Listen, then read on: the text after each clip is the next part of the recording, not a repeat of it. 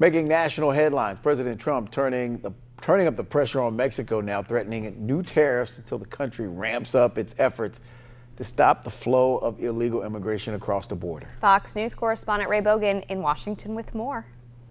The president says he's fed up with the situation at the border. He blames Mexico for turning a blind eye, and he says they'll pay until they do something to help.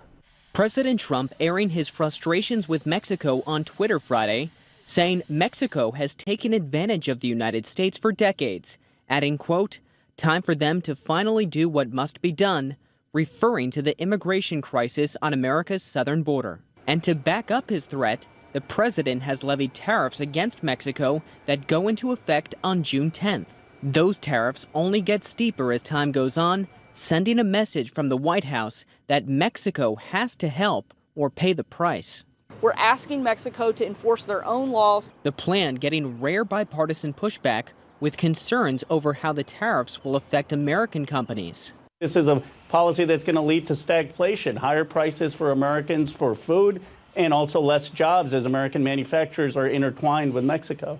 Obviously, it'll have more of an impact on Mexico than on us, but many American businesses, and that means many American workers, could be affected by this. As for Mexico's president, he says this is a situation to be resolved diplomatically, not through threats.